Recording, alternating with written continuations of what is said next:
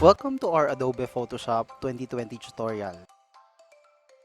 So this time, tatanggalin natin yung mga blemish na meron sa ating mga pictures.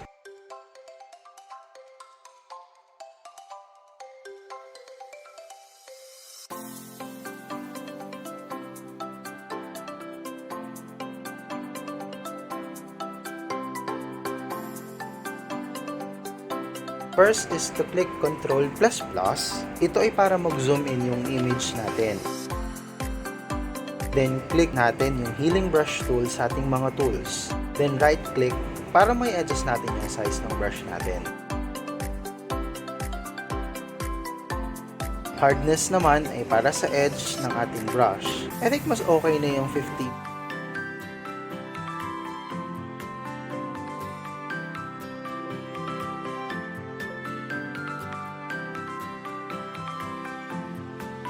Litan lang natin siya.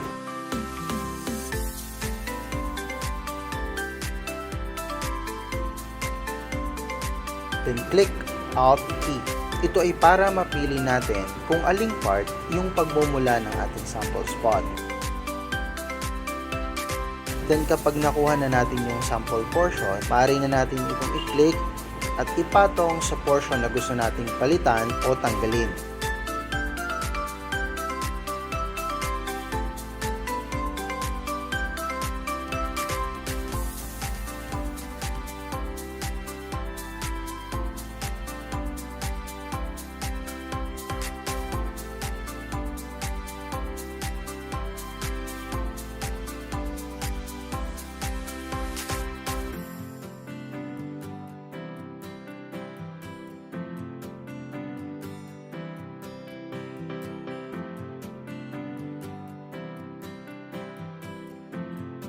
Para mas makuha pa natin yung ibang portion, pwede nating palitan yung brush.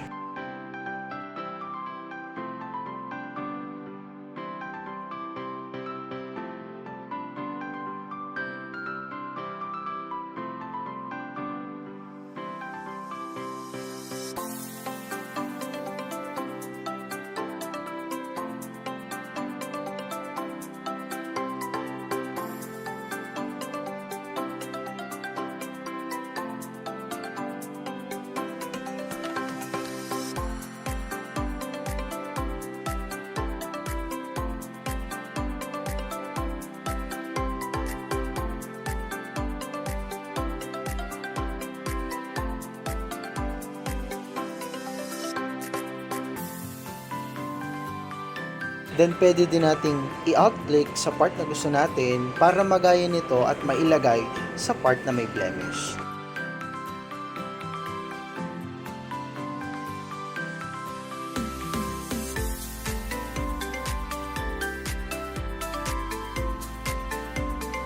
Sana may natutunan kayo.